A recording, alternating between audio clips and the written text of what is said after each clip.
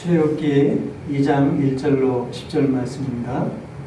레위 가족 중 한 사람이 가서 레위 여자에게 장가들어 그 여자가 임신하여 아들을 낳으니 그가 잘생긴 것을 보고 석 달 동안 그를 숨겼으나 더 숨길 수 없게 되매 그를 위하여 갈대 상자를 가져다가 역청과 나머진을 칠하고 아기를 거기에 담아 나일 강가 갈대 사이에 두고 그의 누이가 어떻게 되는지를 알려고 멀리 섰더니 바로의 딸이 목욕하러 나일강으로 내려오고 시녀들은 나일 강가를 거닐 때에 그가 갈대 사이에 상자를 보고 시녀를 보내어 가져다가 열고 그 아기를 보니 아기가 우는지라 그가 그를 불쌍히 여겨 이르되 이는 히브리 사람의 아기로다.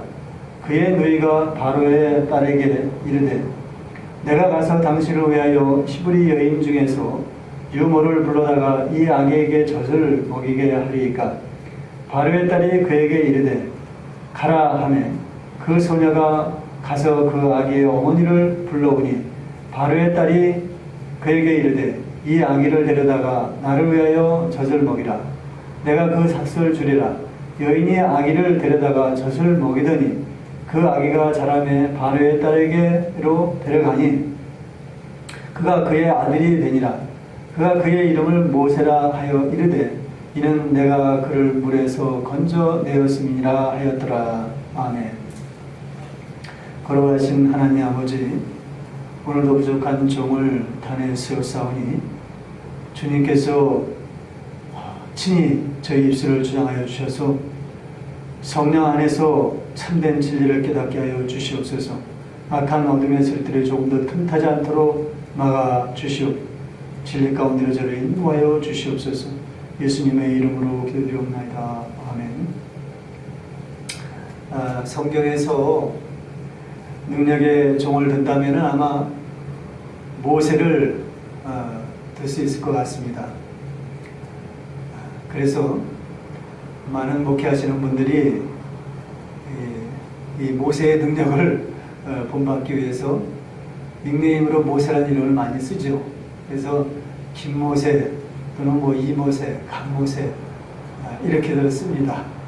저도 마찬가지로 목회가 참 안 되고 열매가 없고 좀 자존감이 좀 낮아지고 그럴 때는 이 모세를 쓰면 좀 어떨까 해서 생각도 해봤습니다만 그 모세 앞에 아니라는 성이 붙기 때문에 안모세가 돼서 모세가 아니라고 합니다. 그래서 일찌감치 포기를 했습니다.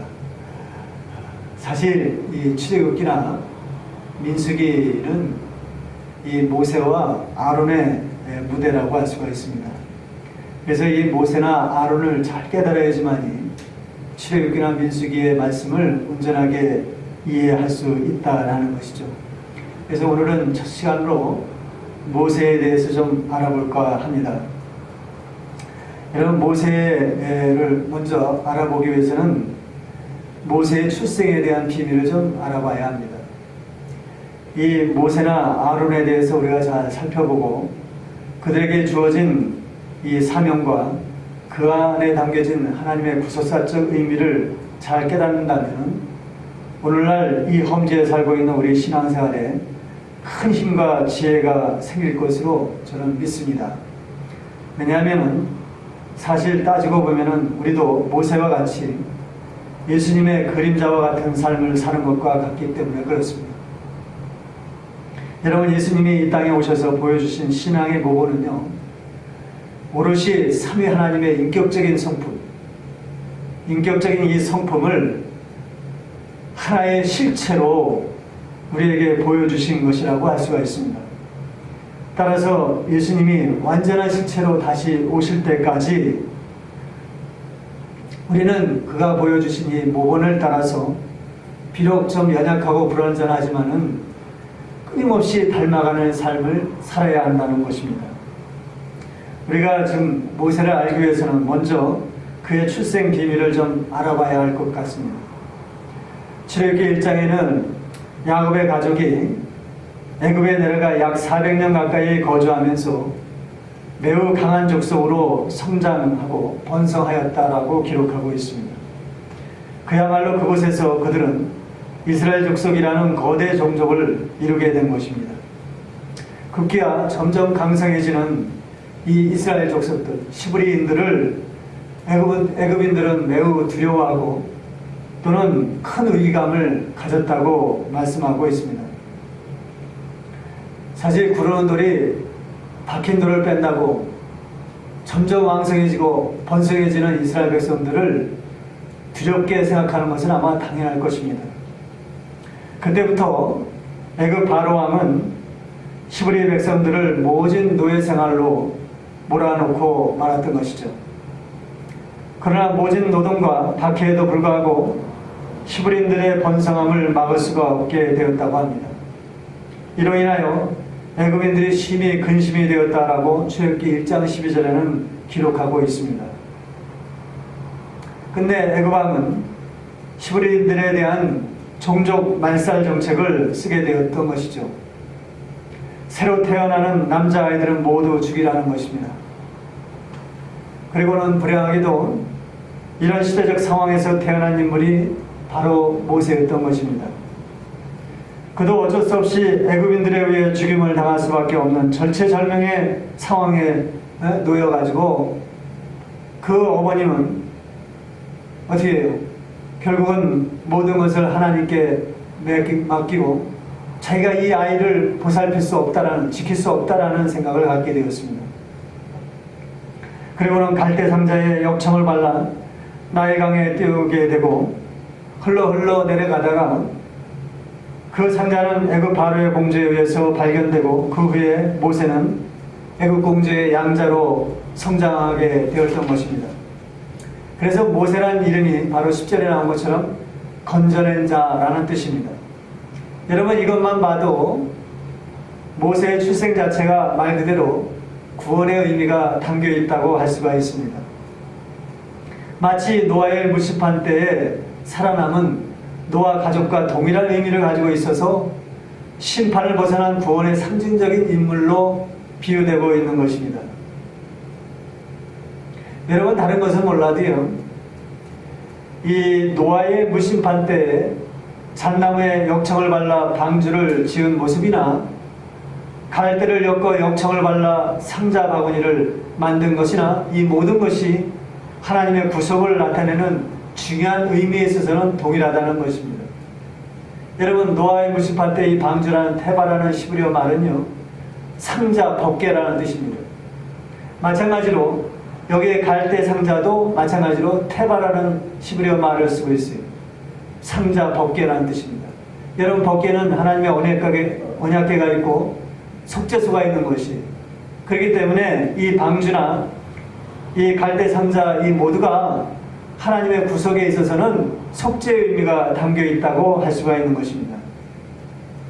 단지 다른 것이 있다면은 노아 가족의 구원은 삼위일체, 삼위 하나님에 대한 안에 있는 모든 공동체에 대한 구원의 의미가 있다라고 할 수가 있어요. 가족이라는 것이 뭡니까? 삼위일체 하나님의 어떻게 인격적인 교류가 있는 공동체를 의미하기 때문에 그래요. 그래서 노아의 무심판 때 살아남은 노아의 가족은 하나님을 믿는 모든 백성들, 모든 공동체를 의미하는 거예요. 하나된 공동체를 의미하는 것입니다. 반면에 모세의 구원은 백성들을 구원할 한 인자를 상징해서 그를 통하여 백성들을 구원할 출발점이 될 것을 예표한다는 것이 다릅니다. 그래서 모세는 장차 오실 예수님을 상징한다. 모형적인 인물이다. 이렇게 말씀하고 있는 것입니다. 그도 그럴 것이 이후에 말씀드리겠지만 실제로 모세와 예수님의 출생 과정이 너무나도 유사하다는 것을 알 수가 있습니다. 그렇다면 모세의 등장이 예수님과 어떻게 얼마나 유사한지를 좀 살펴봐야 할 것입니다. 이것이 매우 중요해요. 왜 그러냐면 그것이 세상에 살고 있는 우리들의 삶의 위치와 의미들을 깨닫는데 매우 중요한 방향키가 되기 때문에 그렇습니다. 보십시오. 아까 말씀드린 대로 모세는 구사일생으로 살아남아 40세까지 애굽 공주의 양자로 성장하였습니다. 이는 모세가 40세가 될 때까지는 자신의 부요함에 익숙한 삶만을 누리며 살아왔다는 것을 말하는 것입니다.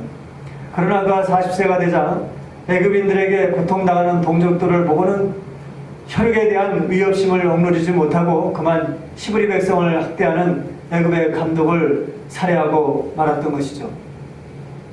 결국 이 사건으로 인해 모세는 곧바로 도망쳐 혈혈단신 미디안 광야에 머물며 또 40년의 연단의 삶을 살게 되었던 것입니다. 왜 그랬을까요?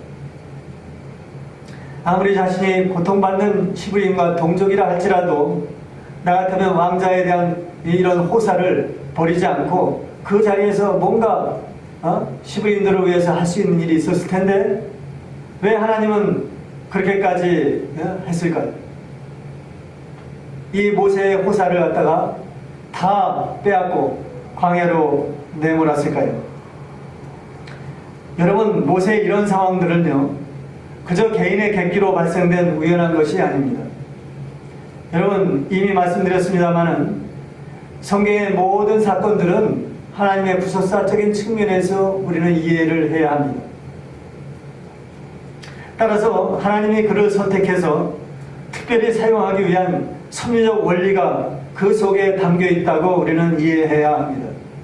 비록 모세가 육신적인 위협심으로 애굽의 감독을 살해하는 물리적 행동을 가하긴 했지만은, 그러나 이 모든 것들은 모세를 애굽으로부터 불러내서 광야로 끌어내 일정 기간 연단의 시간을 갖게 하기 위한 하나님의 계획이 담겨 있다라는 것입니다.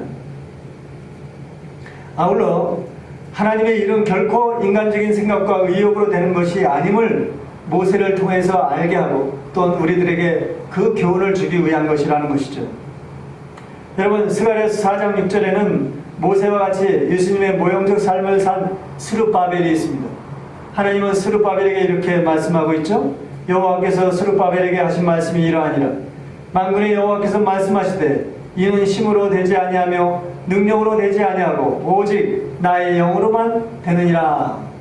성령 안에서 하나님의 능력으로만 된다라는 것입니다. 인간의 뜻과 능력으로 되는 것이 아니라 오직 하나님의 능력과 섭리에 의해서 하나님의 모든 의로운 계획들은 이루어진다라는 것을 미리 말씀하고 있는 것입니다. 이것이 하나님의 방법입니다. 이걸 우리는 잘 알아야 합니다. 우리가 행여나 인간적인 의욕이나 어떤 수욕에 사로잡혀 있다면은 그것은 곧 하나님을 사모하는 마음이 없다라는 말이 됩니다. 하나님을 사모하는 마음이 없다는 것은 하나님께 불복되지 않았다는 거예요. 하나님의 모든 능력을 의지하지 않았다는 것입니다. 그것은 곧 하나님의 축복에서 벗어났다는 것이고 하나님의 안식을 누리지 못하는 것이 되는 것입니다. 지난 시간에 저는 사라는 수는 인간수, 즉 인간의 모든 훈련수라고 말씀을 드렸습니다. 또 애굽은 세상을 의미한다고 말씀을 드렸습니다. 이것이 모세에게 적용된 것입니다. 하나님은 모세가 애굽 공주의 품에서 누렸던 유복한 삶을 한순간에 박탈하고 그를 미디안 광야로 내몰므로 모세가 세상에서 아무리 유복한 삶을 살았다 해도 그것은 잠깐 지나가는 화상과 같고 거기에서 주어지는 삶의 가치는 무의미하다는 것을 보여주고자 함이었습니다. 그것이 결코 참된 것이 아닌 심히 죄와 욕망으로 이미 오염된 것임을 알게 하기 위한 하나님의 방법이었던 것입니다. 오로지 하나님의 주권과 은혜가 있는 부여함만이 참된 복이라는 사실을 모세에게 깨닫게 해주기 위한 대비적 또는 강조법이라고 할 수가 있습니다. 여러분, 모세는 40년의 오랜 미디안 험지 생활을 지나면서 이것을 깨달았습니다. 그리고 비로소 그의 눈에는 애굽 바로에 의해서 갇혀 죽음과 같은 노예 생활을 하는 이스라엘 백성들이 제대로 보이기 시작했습니다. 그것은 종전의 인간적인 혈기로 백성들을 보는 것이 아니라 하나님의 눈으로 볼 수 있게 되었다는 말입니다. 그리고 그는 주님께서 백성들을 불쌍히 여기고 긍휼히 여기는 그 마음을 따라서 부르심을 받고 백성들을 구출할 지도자로 세워지게 된 것입니다. 여러분, 그렇다면 우리는 여기서 중요한 공통점 하나를 발견해야 합니다. 하나님의 이 구속 과정들이 이 모세 한 사람에게만 적용된 원리인가 하는 것입니다. 하나님의 구속 원리는 어디에나 누구에게나 시간과 공간을 초월해서 공히 적용되고 있다는 것을 알아야 하는 것이죠. 보십시오. 이스라엘 백성들은 어떤 과정을 거쳤습니까? 야곱 가족은 요셉을 선두로 애굽에 정착하게 되었습니다. 이는 처음엔 모세가 애굽 공주의 품에서 부유하게 살았던 것처럼 이스라엘 백성들도 애굽의 고센 땅에 살며 400년이라는 긴 세월 동안 생육하고 번성하면서 거대한 이스라엘 공동체를 형성하게 되었습니다. 이것을 출애굽기 1장 7절에 이스라엘 자손은 생육하고 불어나 번성하고 매우 강하여 온 땅에 가득하게 되었더라.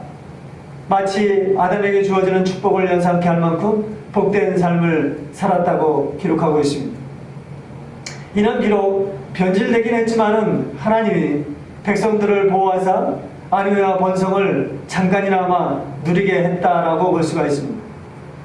그리고는 출애굽기 1장 8절에 요셉을 알지 못하는 새 왕이 일어나 애굽을 다스리더니 라고 불길한 말씀을 하고 있습니다. 그리고 나서 갑자기 400년이 찰 무렵에 애굽 바로 왕이 큰 시기심과 질투심에 의하여 그들의 모든 유복한 삶을 송두리째 빼앗고 말로 형언할 수 없는 노역에 시달리게 했다라고 말씀하고 있습니다. 한순간에 애굽의 날카로운 발톱이 여실히 드러나고 백성들은 졸지의 음부와 같은 강제 노역에 시달리는 노예로 전락하고 만 것입니다. 이런 상황에서 백성들은 얼마나 당황했겠습니까? 애굽의 바로 왕은 끊임없이 백성들에게 너희들이 이곳 애굽에서 부유함을 계속 누리려면은 그에 맞는 대가를 치르라는 것이죠. 여러분, 과연 백성들이 대가를 치르면은 애굽에 계속 부유함을 누리면서 살 수 있을까요? 여러분, 이때 백성들이 한 가지를 깨달아야 했어요. 눈치를 챘어야 하는 것입니다. 애굽 바로 왕은 이미 자신의 손에는 하나의 카드를 가지고 있었습니다. 그것은 이 이스라엘 백성들을 다 말살시키겠다는 것이었습니다. 멸망입니다. 맞습니다. 여러분, 우리도 이 부분에 대해서는 피할 수 없는 하나의 카드를 쥐고 있습니다. 그것은 이 세상을 주관하고 있는 악의 영이 모든 인간들을 멸절시키겠다는 계획입니다. 여러분, 이런 절체절명 가운데 우리는 놓여 있다라는 사실이에요. 그러나 다행히도 하나님은 이런 백성들의 이 처지나 부르짖음을 미리 아시고 백성들을 애굽에서 탈출시키고자 동시간대에 미리 모세를 미디안 광야에서 40년간 연단하시고 훈련시켜서 백성들을 구출할 지도자로 세웠다라는 것입니다. 마찬가지로 우리에게도 이 악한 세상 가운데서 멸망할 수밖에 없는 우리들을 위해서 독생자 예수 그리스도를 준비하시고 우리를 십자가에 죽으심으로 인해서 우리의 모든 죄를 대속해 주셨다라는 사실입니다. 얼마나 감사합니까? 여러분, 여기서 한 가지 좀 생각해 봐야 할 것이 있습니다. 이런 참혹한 처지에 처한 백성들은 과연 무엇을 깨달았을까요? 우상이 가득한 애굽, 그것에서 그저 당연하듯이 여기고 누렸던 부요함이 한순간에 유린당하고 노예로 전락한 시점에서 과연 그들이 무엇을 생각할 수 있는가라는 것입니다. 그것은 허망함입니다. 죽음과 같은 헛되고 헛된 죄의 실상을 체험할 수밖에 없다라는 것이죠. 여러분, 솔로몬은 자신의 육신적 생애 동안 누구도 맛보지 못한 모든 부요함을 이 세상에서 누렸습니다. 그러나 어떻습니까? 그가 죽음 앞에 토해낸 것은 모든 것이 헛되고 헛되다는 것이, 모든 것이 죄 아래 행한 것이라고 고백하고 그런 생을 마감하고 말았습니다. 여러분, 며칠 전에 미국에서는 오랜 감옥 끝에 산불이 나서 산불이 난 가운데 어마어마한 바람이 불었어요. 토네이도 끝 같은 그런 바람이 불게 되니까 2, 3분 만에 천체의 주택이 탔다고 합니다. 그 새카맣게 타버린 그 잿더미 위로 또 그 다음에 눈이 내리고 그 가운데에서 이재민들이 그 잿더미가 된 자신의 거처를 보면서 무슨 생각을 했을까요? 너무나도 허망하다는 거예요. 얼마나 아름답게 꾸며졌던 곳입니까? 얼마나 녹지가 아름답게 꾸며졌던 곳인가요? 잘 다듬어진 그 주택가에 잿더미가 남은 그 모습을 보면서 얼마나 허망했겠습니까? 여러분, 이런 세상 어떤 일이 중요하다 해도 그것이 하나님보다 더 중하게 여겨진다면 그것은 그 자체로 헛된 것에 빠져있다라는 사실을 우리에게 일깨우는 대목이라고 할 수가 있습니다. 하나님이 모세와 백성들을 이 부요한 가운데 광야로 내몬 이유가 바로 여기에 있는 것입니다. 세상에서는 아무리 부요한 삶일지라도 죄와 욕망에 심히 오염되고 짓눌려서 금세 꺼질 수밖에 없다라는 허상화된 실체를 깊이 체험하게 하고 또 그리고 나서 하나님의 간섭 안에 있는 더 나은 부요를 소망하게 하기 위한 하나님의 계획과 배려인 것입니다. 그 소망이 바로 백성들에게는 가나안 땅의 부요요, 풍요요. 궁극적으로 우리들에게는 그 소망의 장차 예수님과 함께 우리들에게 주어질 천국의 부요인 것입니다. 여러분, 이와 같이 모세와 이스라엘 백성들에게 하나님이 동일한 구원의 방법을 적용하셨다면 이제 우리들의 부르심도 어떻게 동일하게 우리를 부르고 있는가라는 것을 한번 살펴봐야 합니다. 우리 모두는 이 세상에 태어나 육신적인 부모 밑에서 성장을 합니다. 성장하는 동안은 부모의 혜택과 돌봄으로 별반 근심 없이 세상 풍요를 누리며 살아왔을 것입니다. 여러분, 저는 모세나 이스라엘 백성들이 애굽의 풍요 속에서 살아 성장해 왔던 그런 것과 동일한 별반 다르지 않다고 저는 생각을 합니다. 그러나 점점 어른으로 성장해 가면서 영원할 것만 같았던 부모의 사랑과 돌봄은 어떻게 변할까요? 그 한계와 수많은 약점들을 드러냅니다. 오히려 부모는 끊임없이 더 나은 현실, 자기가 지금 성장해왔던 것보다도 더 나은 현실을 나에게 요구하고 강요합니다. 심지어는 나를 감시하듯이 부담과 강한 압박으로 다가오기도 합니다. 게다가 학교에서는 격투장처럼 상대를 이겨야만 한다는 힘에 붙인 경쟁만을 불러일으키기도 해요. 세상에서 풍요를 누리려면 남들보다 더 노력을 해야 된다는 거예요. 뭡니까? 이 모든 요구에는 성공이라는 한 단어가 있습니다. 세상 풍요를 누리며 살기 위해서는 이 성공이라는 말이 내 이마에 붙어야 한다는 것입니다. 그것을 부모나 학교나 잘 포장된 선물처럼 말하고 있지만은 실제로는 독배와 같이 나를 옥죄고 죽이는 것만 같습니다. 숨통을 죽이는 것만 같습니다. 어떻게 하면 성공할 수 있을까? 그러나 늘 고민에 고민을, 수고에 수고를 더하지만은 잡히지 않는 것은 바로 이 성공이라는 말 한마디입니다. 어느샌가 내 삶의 필드에는 굵고 붉게 쓰여진 성공이라는 깃발이 세워졌고 그 안에 강제 노역과 같은 삶을 살고 있는 내 모습을 발견하게 되는 것이죠. 늘 지쳐 자유함이 없고 평안함이 없습니다. 말이야 부모든 학교든 겉으로는 세상이 만만치 않으니까 너 잘되라고 그러는 거다 이렇게 말들을 해요. 노력해서 남주지 않은 식으로 위로 아닌 위로를 주기도 합니다. 그게 위로가 되겠습니까?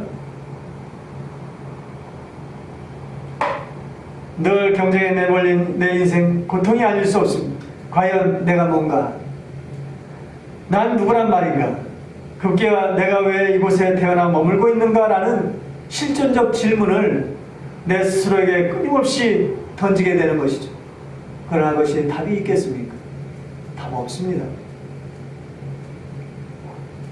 결국 오랜 방황과 마음의 상처 끝에 깨달은 것은 나는 죄 중 가운데 죄 중에 있구나, 죄에 갇혀 있구나 라는 사실을 스스로 깨닫게 되는 것입니다. 죄덩어리라는 사실이죠. 내 자신의 출생 자체가 죄 중에 태어났다라는 사실을 깨닫게 되는 것입니다. 여러분, 다윗도 이 육신적 인생 자체가 바로 죄 자체라는 사실을 깨닫게 되었던 것이죠. 시편 51편 5절에 뭐라고 그랬습니까? 다윗이 내가 죄 중에서 출생하였으며 어머니가 내 죄 중에서 나를 잉태하였나이다 이렇게 노래하고 있습니다. 여러분, 이는 다윗이 깨달은 타락한 인간이 바로 그 인간의 근본이 바로 이러한 모습이라는 거예요. 모태에서 죄중에 태어났다라는 사실입니다. 그제서야 세상에서의 모든 삶 자체와 부요함은 이미 죄로 물든 허상에 불과했다라는 사실을 깨닫게 되는 것입니다. 시편 94편 11절에 여호와께서 사람의 생각이 허무함을 아신다. 사람의 모든 것들이 다 허무함을 이미 하나님은 알고 계신다는 거예요. 그제야 우리는 거기에 빠진 내 자신을 발견하게 되고 그것을 스스로 인정하게 됩니다. 그리고는 더 이상 그 불행의 늪에 나를 버려둘 수 없다라는 몸부림을 하게 되는 것이죠. 이제 어떻게든 새로운 삶을 찾아야 합니다. 그러나 그것은 내 힘으로 구할 수 없다라는 것이 문제 아니겠습니까? 이때 비로소 하나님이 모세를 준비시켜서 백성들을 애굽에서 구출시켰던 것처럼 하나님이 오늘 여기 우리들을 구원하기 위해 독생자 예수 그리스도를 보내시고 십자가의 구속을 통하여 우리에게 생명을 허락해 주신 것입니다. 여러분, 이와 같은 사실을 또 다윗은 장차 이루어질 예수 그리스도의 십자가의 대속을 바라보면서 이렇게 노래하고 있죠. 시편 27편 10절에 내 부모는 나를 버렸으나 여호와는 나를 영접하시리이다. 여호와여, 주의 도로 내게 가르치시고 내 원수를 생각하셔서 평탄한 길로 나를 인도하소서. 여러분, 이 간단히 한번 원리를 살펴보겠습니다. 먼저는 세상 부요를 누립니다. 그 다음에 그 부요 가운데에서 모든 것이 허망하다는 그런 마음 가운데 빠지게 되죠. 그리고 스스로 이 죄 가운데 놓여 있다는 자기 자신을 깨닫게 되고 겸비한 마음을 갖게 됩니다. 그리고 하나님께서는 그 상태에서 구원의 손길을 내밀게 되는 것입니다. 그렇다면 제가 말씀드린 것이 부모나 학교의 잘못을 말하는 것이 아님을 알 수 있을 것입니다. 타락한 재성을 입고 있는 한 이런 불가피한 형벌을 피할 수 없다는 것을 말하고자 합니다.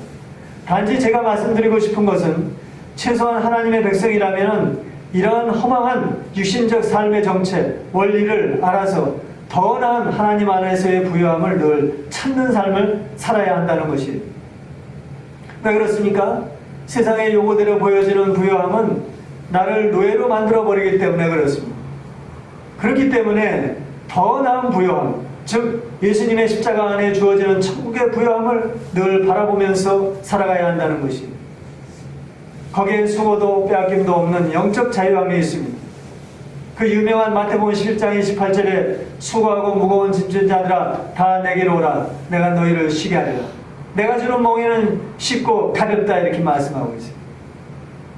여러분, 이제 우리는 주님을 만나고 새로운 피조물로서의 삶을 살고 있습니다. 그러나 아직은 완전한 천국에 이르지 못했습니다. 그 완전한 천국에 이르기 위해서는 주님과 함께하는 훈련과 연단이 필요하다는 것입니다. 그래서 우리는 여전히 이 광야와 같은 세상에 머물면서 연단의 기간을 살고 있는 것이, 이것을 우리는 인정해야 합니다. 성도의 부요함은 세상 욕망으로 채워지는 것이 결코 아닙니다. 오직 주의 말씀과 은혜로만 채워지는 것이 바로 천국의 부요함이기 때문에 그렇습니다. 그래서 우리는 늘 감사해야 돼요. 주님을 만난 것을. 여러분, 여기까지 모세와 이스라엘 백성들과 우리 성도들을 부르는 주님의 동일한 방법을 살펴보았습니다. 이것이 하나님의 구속 원리라는 사실입니다. 그렇다면 여기서 마지막으로 예수님의 출생은 우리와 어떻게 동일한지도 한번 살펴봐야 합니다. 오늘날 유대 땅에는 그동안 선지자들에 의해서 예언된 왕이 태어났다는 소문이 파다하게 들리게 되었습니다. 이를 들은 헤롯 왕은 소스라치게 놀랄 수밖에 없었던 것이죠. 왜냐하면 이 선지서를 통해서 예언된 왕이 다시 태어났다면 자신의 왕위가 굉장히 위협을 받기 때문에 그렇습니다. 설마 했던 것이 현실이 되었다는 두려움이 엄습하여 왔던 것입니다. 그래서 이 아기 예수를 찾아 죽이고자 했던 것이죠. 이 왕권의 위협이 될 만한 이 아기 예수를 찾아 절대적으로 죽여야 하는 그런 상황에 놓인 것입니다. 그러나 주의 사자가 이 사실을 아기 예수의 아버지 요셉에게 현몽함으로 아기 예수는 애굽으로 급히 피신을 하게 되었습니다. 급기야 이를 알게 된 헤롯은 아기 예수를 찾아 죽이기 위해서 그가 태어난 시점을 따라 무조건 2살 이하의 남자 아기들을 모조리 몰살시키라는 명령을 내렸습니다. 보십시오. 이런 모세가 태어날 당시 아기들의 곡소리와 너무나도 유사한 광경임을 우리는 알 수가 있습니다. 그야말로 온 유대 땅에 아기들의 곡소리가 아수라장을 이루게 되었습니다. 여러분, 이를 두고 마태는 선지자 예언 중에 2군데를 인용해서 설명하고 있습니다. 첫째는 아기 예수가 애굽에 내려간 것은 마태복음 2장 14절로 15절에 이렇게 기록하고 있습니다. 요셉이 일어나서 밤에 아기와 그의 어머니를 데리고 애굽으로 떠나가 헤롯이 죽기까지 거기에 있었으니 이는 주께서 선지자를 통하여 말씀하신 바 애굽으로부터 내 아들을 불렀다 함을 이루려 하심이니라 라고 합니다. 아기 예수가 애굽에 내려갔다가 올라온 것은 호세아 11장 1절에 호세아 선지자의 예언의 성취라고 기록하는 것입니다. 이건 무슨 얘기입니까? 아기 예수가 헤롯의 살해 위협을 피해 잠시나마 애굽에 거하다가 다시 이스라엘 땅으로 돌아온 것은 모세가 애굽 바로 궁에서 있었던 것과 또 이스라엘 백성들이 애굽에서 400년간 거하다가 탈출한 것과 같은 의미라는 것이. 이건 무슨 뜻일까요? 그렇다면 여러분, 이스라엘 백성들이 이 출애굽은 궁극적으로 뭘 의미하는 것입니까? 애굽을 탈출한 사건은 뭘 의미할까요? 이걸 우리는 좀 생각해 봐야 돼요. 이것은 장차 있을 우리 택자들이 이 악한 저주받을 멸망받을 수밖에 없는 이 세상으로부터 구출을 당한다는 거예요. 구원을 받는다는 의미가 있는 것입니다. 궁극적으로 이 의미의 모형인 것입니다. 따라서 예수님이 태어나자마자 애굽에 내려갔다 올라온 것은 앞으로 택자들을 세상으로부터 구원하겠다는, 즉 구약에 예언된 이 모형, 모세를 애굽 바로궁에서 구출한 거나 이스라엘 백성들을 400년 동안 애굽에 살다가 출애굽을 시킨 거나 동일한 의미로서 앞으로 그의 백성들을 구원하겠다는 하나님의 의지를 나타낸 예비적 행적이라고 할 수가 있는 것입니다. 또는 예수님이 애굽에 내려가셨다라는 의미는 세상에 있는 우리의 모든 삶을 친히 체험했다라는 사실을 입혀적으로 나타내는 행적이라고 할 수가 있는 거예요. 두 번째로 헤롯이 아기 예수를 찾아 죽이기 위해 그때로부터 2살 이하의 남자 아기들을 다 살해했다라는 것은 마태복음 2장 17절로 18절에 에레미야 31장 15절을 인용해서 기록하고 있습니다. 이에 선지자 에레미야를 통하여 말씀하신 바 라마에서 슬퍼하며 크게 통곡하는 소리가 들리니 라헬이 그 자식을 위하여 애곡하는 것이라. 그가 자식이 없으므로 위로받기를 거절하였도다 함이 이루어졌느니라. 이렇게 기록하고 있습니다. 여러분, 아기 예수가 태어남과 동시에 수많은 아기들이 죽임을 당한 이 참상들을 두고서 라헬의 한이 풀어졌다. 이렇게 마태는 말을 하고 있는 거예요. 왜 그렇습니까?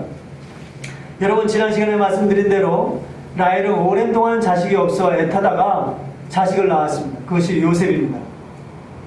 요셉이라는 뜻은 더 나은 자손을 주실 것이다 라는 기대를 가지고 지은 이름이에요. 그 기대를 따라서 두 번째 아기를 낳았는데 왠지 그 두 번째 아기를 낳고는 베노니라고 이름을 짓고는 그만 죽고 말았습니다. 베노니라는 뜻은 고통, 슬픔이라는 뜻입니다. 이는 자기가 말하던 더 나은 자손이 아니라는 실망스러운 탄식이 그 속에 담겨 있는 것입니다. 그리고는 멀리 자기가 말하던 참자손, 예수님을 대망하며 간절히 고대하면서 이 예수님의 출생지인 베들레헴에 묻히고 말았던 것입니다. 여러분, 그래서 마태는 이와 같이 예수님의 출생과 함께 그 한이, 라헬의 한이 풀렸다라고 기록하고 있는 것이에요. 결국 라헬이 몸부림치며 말하던 자손은 바로 자기 백성들을 그들의 죄 가운데서 구원할 메시아 예수였다라는 것을 우리는 알 수가 있습니다. 그렇다면 유대 땅에 있는 아기들은 왜 억울하게 죽임을 당한 것일까요? 여러분, 이 질문을 하기 전에 먼저 여러분들에게 이 질문을 하겠습니다. 그럼 제가 여기서 한 가지를 좀 묻겠습니다. 왜 나는 무슨 죄가 있다고 죄인이라는 죽음과 지옥이라는 딱지를 나에게 붙이는 것입니까? 라는 질문입니다.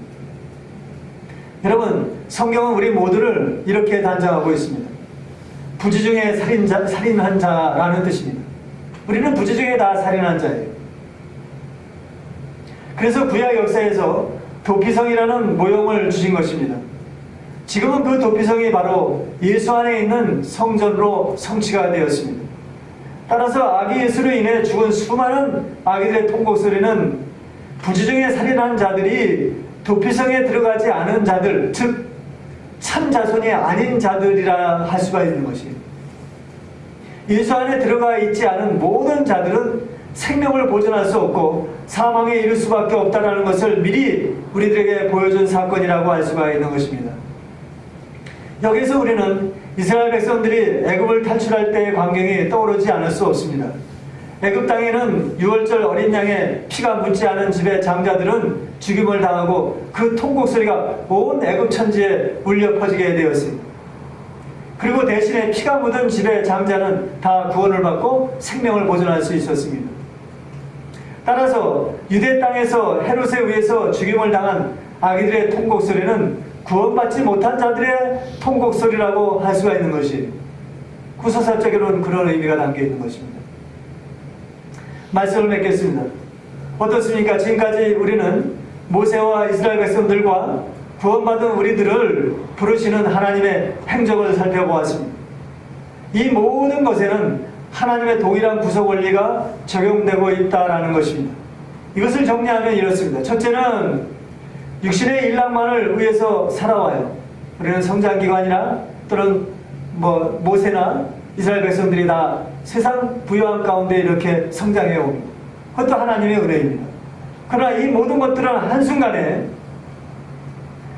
많은 역경들과 또는 인생의 노쇠함과 여러 가지 허망함 속에 빠져서 이 모든 것들이 제 안에 있다라는 사실을 깨닫게 돼요. 그리고 쓰다, 고통스럽다, 만화와 같은 것을 깨닫게 됩니다. 그 가운데에서 겸비한 마음을 갖게 돼요. 그리고 더 나은 것, 더 영원한 것을 사모하게 되는 것이죠. 그런 몸부림 가운데 겸비한 마음을 갖고 그렇게 몸부림치면서 새로운 어떤 것들을 찾고자 하는 그런 가운데에서 하나님께서 예배해 놓으신 우리의 구세주를 우리에게 보내주신다라는 사실입니다. 우리에게 새로운 탈출구를 제공해 주신다라는 것이죠. 그것은 애굽 바로 왕의 가운데서 노예로 살 수밖에 없는 백성들에게 미리 준비된 모세를 보내주신 것처럼 이 세상 멸망할 수밖에 없는 이 세상의 노예로 살아가는 우리들에게 바로 준비해 놓으신 예수 그리스도, 독생자 예수 그리스도를 우리 가운데 보내주신 것 같다라는 것이죠. 그러나 우리는 이것을 또 알아야 합니다. 우리가 비록 구원을 받았지만은 그것으로 끝나는 것이 아니라는 것입니다. 더 나은 완전한 천국에 이르기 위해서는 그에 맞는 훈련이 필요하다는 것입니다. 이것이 바로 우리가 이 광야와 같은 세상에 살고 있는 이유가 되는 것이죠. 그럼에도 여기서 우리가 가장 중요하게 생각할 것은 예수님도 모세나 이스라엘 백성들이나 우리들과 동일하게 이 땅에서 그 전체를 다 경험하시고 역경을 극복하시고 성부 하나님의 뜻을 다 성취하셨다라는 것입니다. 다 성취하셨다라는 것입니다. 이것을 우리는 매우 깊이 명심하고 감사해야 하는 것입니다. 우리는 조금만 어려움이 생기면 왜 나만 그럴까 고민하기 쉽습니다. 그러나 내가 아무리 깊은 수렁과 같은 처지에 놓여있다 할지라도 나만 그런 것이 아니라 예수님도 그런 처지를 다 겪었다라는 것이, 이를 두고 히브리서 기자는 이렇게 설명하고 있습니다. 히브리서 4장 14절에 그러므로 우리에게 큰 대제사장이 계시니 승천하신 이 곧 하나님의 아들 예수시라. 우리가 믿는 도리를 굳게 잡을지어다. 우리에게 있는 대제사장은 우리의 연약함을 동정하지 못하실 리가 아니오. 우리의 연약함, 여러 가지 질곡들을 절대 이해 못하는 분이 아니라는 거예요. 왜?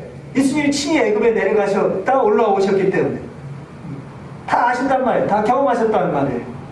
모든 일에 우리와 똑같이 시험을 받으신 이로되 죄는 없으시니라. 우리는 죄가 있지만 예수님은 죄가 없단 말이에요. 그러므로 우리는 그 은하심을 받고 때를 따라 돕는 은혜를 얻기 위하여 은혜의 보좌 앞에 담대히 나아가라. 매일 말씀을 통하여 예수님 안으로 들어가기를 심수란 얘기예요. 그렇기 때문에 은혜 속에서 강해져라 그러잖아요. 그렇죠? 그래서 예수님은 우리의 모든 연약성과 삶의 모든 시험들을 다 경험하셨기 때문에 우리의 의로자여, 우리의 힘이시여, 바위시여, 요새시여, 용기시여, 지혜자, 이렇게만 우리의 모든 힘의 원천이라 이렇게 고백할 수 있는 것입니다. 여러분, 모세가 애굽의 궁을 벗어나 미디안 광야 40년의 세월을 시험받았듯이 이스라엘 공동체도 애굽을 벗어나 광야 40년의 세월을 시험받았듯이, 연단받았듯이 애굽에서 돌아온 예수님도 그의 공생애 전 광야에서 40주야를 금식하며 사단의 미혹을 받았듯이 주님을 만난 우리들도 지금 여전히 여기 세상에서 훈련소 4라는 기간을 살고 있습니다. 그러나 모세가 미디안 광야 40년을 지나 백성들을 구원할 지도자로 우뚝 선 것처럼 이스라엘 백성들이 광야 40년의 훈련 기간을 거쳐 가나안 땅에 무사히 들어갔던 것처럼 예수님께서도 이 땅에 애굽에서 올라오셔서 광야 40주야를 사단의 미혹을 받았지만 능히 이겨내고 십자가의 구속을 완성하시고 부활하사 하나님 우편에 승리자로 계신 것처럼 그와 함께 있는 우리들도 이 사라는 이 훈련 기간을 무사히 잘 끝나면은 그 찬란한 천국으로 들어갈 수 있다라는 사실을 우리에게 분명하게 보여주고 있다라는 사실입니다. 이것이 오늘 우리가 모세의 출생을 통해 깨달은 부소사적 의미인 것입니다. 이런 축복된 삶이 여러분들 가운데 또한 저와 여러분들 가운데 함께 하시기를 주님의 이름으로 축원합니다.